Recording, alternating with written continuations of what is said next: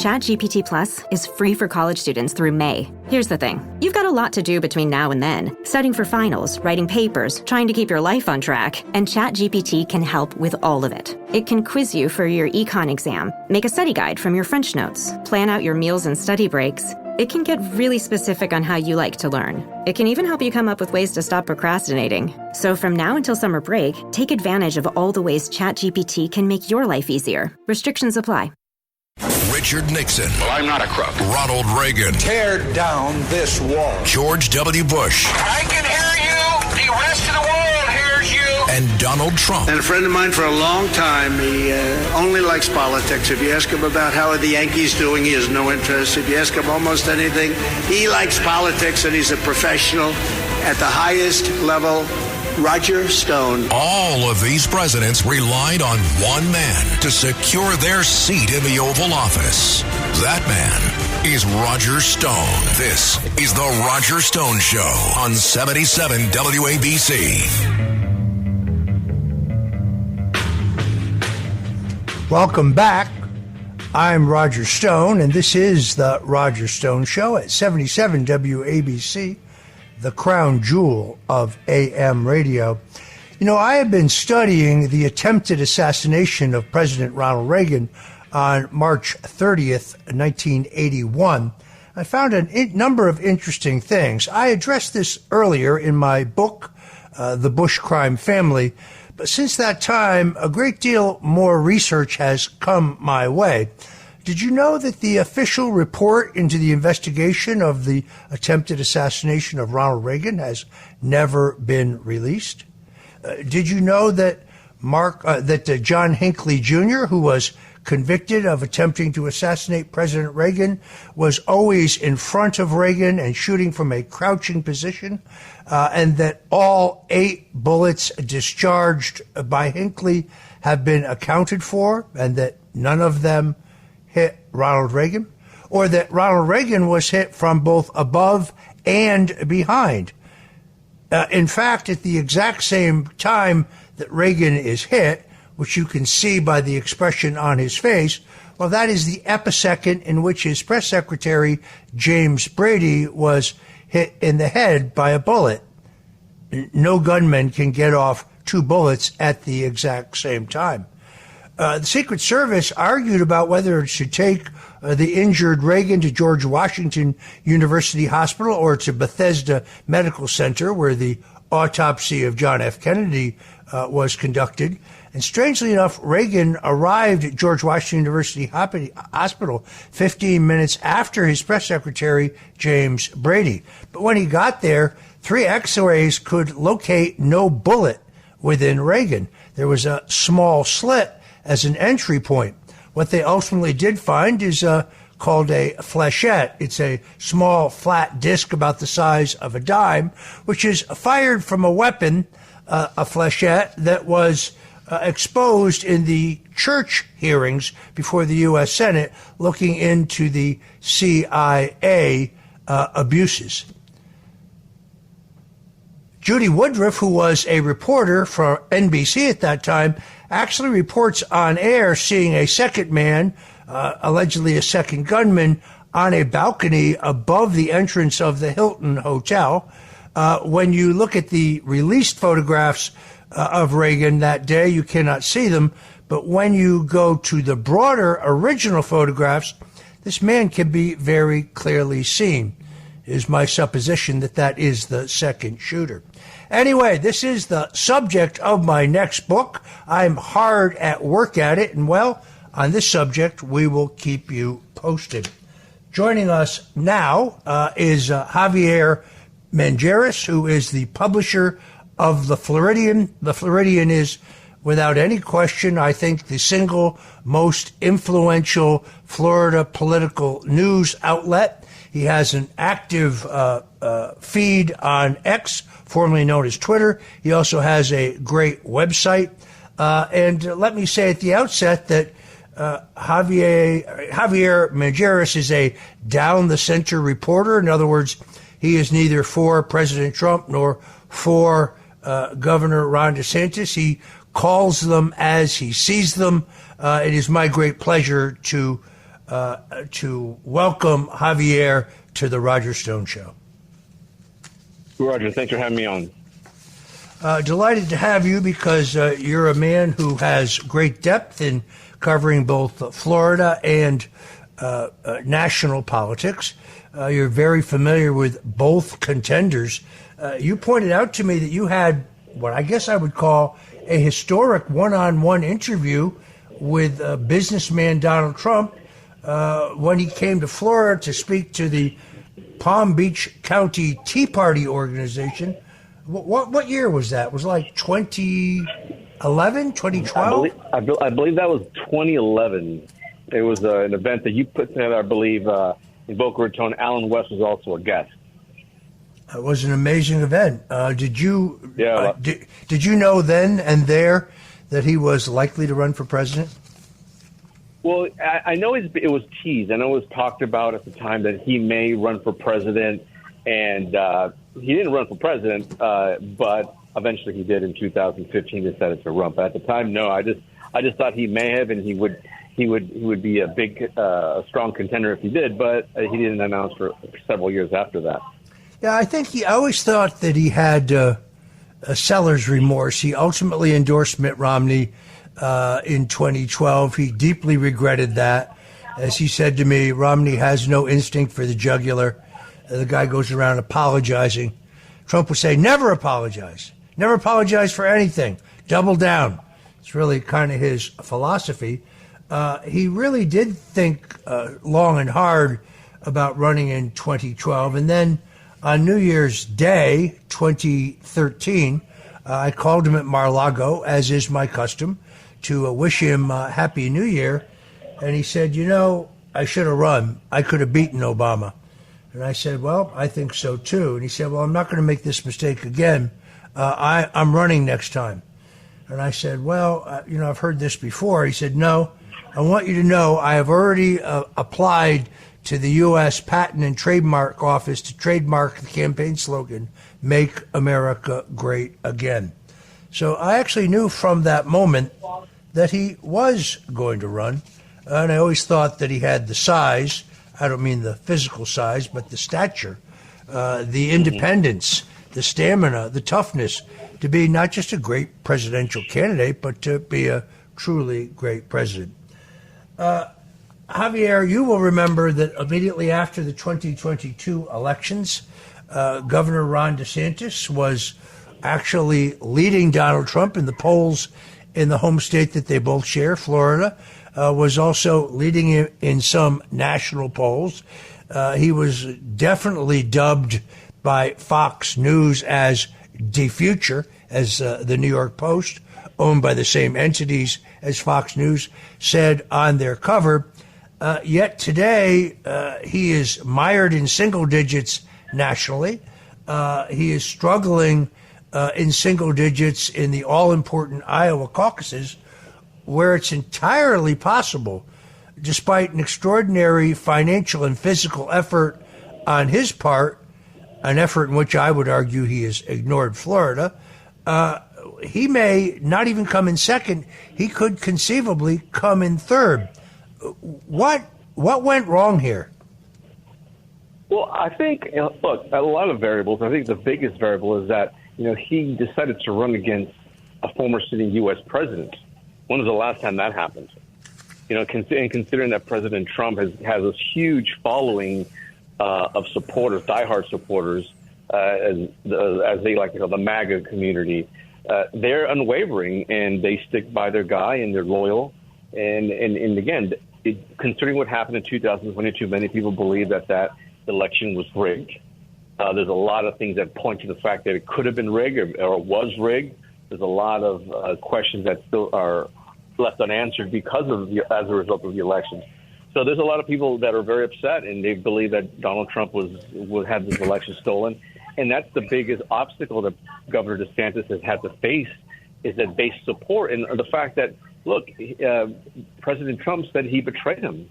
And a lot of people believe he does, because a lot of people believe that this was Donald Trump's comeback, and that he was going to win because he was wronged in 2022. And DeSantis we all know this, and DeSantis, I think, has already admitted that he would not be where he is now if not for the endorsement of Donald Trump. Now, I, as governor in the primary in 2018, because I lived it, I covered the race, and Governor DeSantis was, at the time, candidate DeSantis. He was losing by a big number against Adam Putnam, who was the agriculture commissioner at the time. And that endorsement saved the day for him. He was able to beat Putnam and eventually in the general scale barely make it by Andrew Gillum, the Democrat, to win the actual governor convention. So he owes a lot to President Trump. A lot of people believe that that's a betrayal on his part by running against the president or the former president. That's the biggest obstacle. Yeah. Ironically, although in the past Governor DeSantis has acknowledged that Trump's endorsement propelled his candidacy forward to victory, more recently he said on CNN that he would have won in 2018 without Trump. Javier, you covered the race. Is there any way you could agree with that? I strongly disagree with that because at weeks before the primary election, I had elected officials, U.S. senators, U.S. congressmen calling me and asking me what was going on with this campaign, that it was run terribly. I won't use the choice words on air that they were telling me to describe the campaign. And I knew that DeSantis was seeking the endorsement. And when he did, it was a complete turnaround. It was a complete turnaround, and DeSantis surged. And he got the base support of the party. I mean, I've spoken to people that supported Putnam that were within the circle, and they agree that after the Trump endorsement, DeSantis surged, and they were pretty much knocked out because of the endorsement. Governor DeSantis has a very tough decision to make on Tuesday because that is the deadline, I believe, by which he must either leave his name on the Florida primary ballot or take it off. Now, the Florida primary is not until March, but he has already filed to appear. And, of course, the Iowa caucuses are not until January 15th, which I think will be either the death knell for his candidacy or will, if he wins, which I think is highly unlikely based on the data, propel his candidacy forward. But he runs a substantial risk of getting beat by 40 points in his home state in March, perhaps in a race in which he's already withdrawn. That would be humiliating. What do you think he should do? First of all, more importantly, Tuesday is my birthday. Secondly, I don't think he drops out. At first, I thought maybe he would drop out considering how the polls are rolling out. But I think that he can't quit now. He can't say he's not going to run in the Florida primary or pull out of it, because that's pretty much saying he's conceding the entire election, and why even run in Iowa? I think he'll stay in it. I think that he'll gain some traction a little bit. Nikki Haley's his biggest obstacle in the primary. And I think that after Iowa, if he loses by more than 15 to 20 points, going into a week later in New Hampshire, if he loses by the same amount, I think he drops out then, because he's put all his eggs in one basket, and that being the Iowa caucuses. And I just don't see how he would have to drop out then and then lose in Florida. His name will be on the ballot in Florida, and that'll sting him, because people will point to the fact that, hey, regardless if you dropped out or not, you lost Florida by a massive number of votes or percentage points. I think it hurts him down the road. The only saving grace I think he has is after he drops out, or if he drops out by losing these caucuses and primaries, is the fact that he has a supermajority in Florida, and he will do everything in his power to implement continue his agenda that he's been pushing the past couple of years. It's been popular with Floridians, both independent and Republicans. He'll have to finish hard or strong the last 2 years of his election, of his second term, and then going into 2026, decide on what he's going to do if he's going to run in 2028, which I'll tell you, there'll be a lot stronger candidates running against him in 2028, and it'll be a tougher slog for him, and he will not have the bully pulpit to raise the money he did this time around for his presidential cycle. Well, and that also presumes in 2028 that there is an opening. I mean, I know you are a close friend, and some would say a confidant of our great Senator Marco Rubio, who I have really come to respect and like over time. I was against him when he ran against Charlie Crist. I had some problems with him later, but I really have changed my view quite a bit on him. He's not exactly my cup of tea, but I think he's a good man. Is there any indication that he's not going to run again? Do we know that? Well, no. Listen, he was on my flight several weeks ago, and I brought it up. He just looked at me with a big smile and laughed and kind of used a couple of choice words like he wasn't thinking about running right now. But I have spoken to him in the past, and he says the only race he would run in or see who he'd run for would be the presidency. Now, that doesn't tell me that he's definitely running in 2028, but I think him, Senator Cruz, and other elected officials in D.C. are keeping their powder dry to see what happens with President Trump in this election cycle. I think that considering that he has been arguably the loyalist U.S. senator to President Trump during the Trump years, speaks volumes. He helped write President Trump's Western Hemisphere policy and helped him with other initiatives, including something he worked with Ivanka Trump.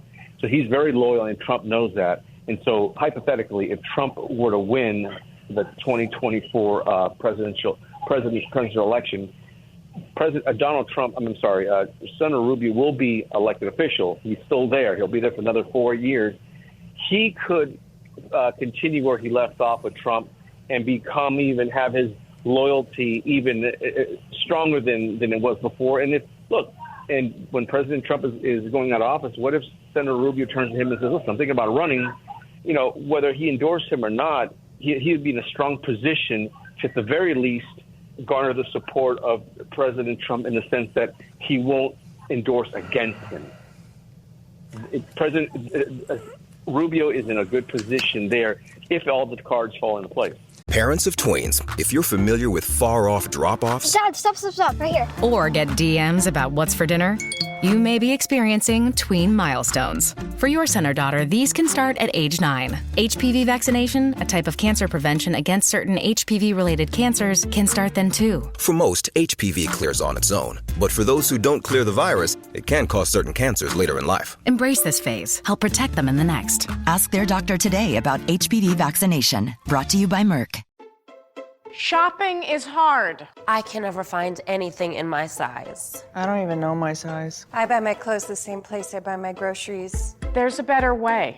Make it easy with Stitch Fix. Just share your size, style, budget, and done. Your personal stylist sends pieces picked just for you. That was easy. Stitch Fix. Online personal styling for everyone. Free shipping and returns. No subscription required. Get started today at stitchfix.com.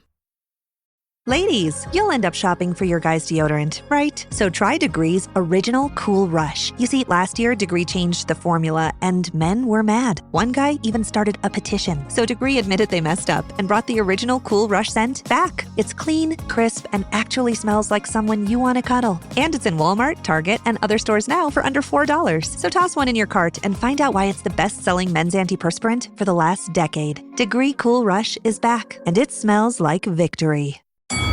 Holiday presents, in the red corner, the undisputed, undefeated Weed Whacker Guy.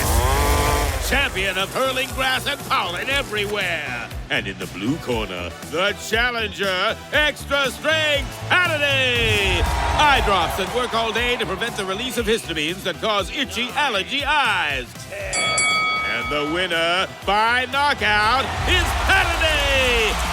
Holiday, bring it on. Folks who don't live in Florida may not realize that Governor Ron DeSantis is term limited. That means that he's now been elected to 2 terms. That seat becomes up for election again in 2026, but he cannot run again. Even if he were nursing ambitions to run for the U.S. Senate, let's say, in 2028, when the seat of Senator Marco Rubio is up for election, he needs some fulcrum with which to raise money. People give money to Donald Trump because they love him, because they support him. People give money to Ron DeSantis because they have to. The size of his average contribution is extraordinarily high. That's because the great bulk of his campaign money has come from special interests who are mindful of the fact that as governor, he can punish them or he can help them. But I would argue that once he leaves the governor's race, he does not have the kind of dedicated fundraising base that, say, a Donald Trump has. And therefore, I have said on this show and elsewhere that I think Casey DeSantis, the First Lady of Florida, will run for governor at the end of Ron DeSantis' second term. George Wallace was the governor of Alabama. He had national aspirations. Alabama had a 2-year term limitation. His wife, Lurleen Wallace, ran for governor, essentially on the popularity of her husband. She was elected. She was actually considered a very effective, reform-oriented governor, surprisingly. So how do you see that folding out? Roger, I couldn't agree more with you on that because, you're right. Governor DeSantis is term limited out. He won't have the bully pulpit to raise the money to run for president again. Casey DeSantis is, I know very well, nice woman, great mother, is right on all the issues because considering she's helping the governor himself with all these issues and that have been very effective in Florida and popular. So if she ran, I think she would be hands down the favorite. And if she won, she would be continuing the DeSantis' third term. And Governor DeSantis will be in the background, I'm sure, living in the mansion again. He's not going to have to move out. And it'll be a very powerful couple. And that would help him in 2028 be able to raise money with the donor class or the lobbyists in Tallahassee, because you're right. Once he's out, he does not have the bully pulpit. He can't raise money. He won't be able to raise the kind of money he did this time around. And one thing he has to contend with, and if he runs for president in 2028, is that whether it's Rubio or Chris or Senator Cruz that run in that primary in Iowa, he is not going to garner the evangelical support that he has garnered this time around. It'll be split because Ted Cruz won it in 2016, and these guys are devout Christians. They can recite the Bible. They can recite Scripture. It'll be very tough for him. But I agree with you. Casey DeSantis would be a very strong contender, and I wouldn't put it past it if they put her up to run in a few years. Yeah, a great piece in the National Pulse recently. The University of Florida, after receiving increased state funding, just happened to release a poll testing Casey DeSantis against a Republican primary field for governor in 2026. There it is. That is not to say that particular field would not be uncrowded. You have a state agriculture secretary, Wilton Simpson, who seems inclined to run. You have, of course, Congressman Matt Gaetz, who seems inclined perhaps to run. You have Congressman Byron Donalds, a great admirer of his, is a potential candidate. The businessman, entrepreneur, farmer, Alfie Oakes, is, I know, considering a candidacy.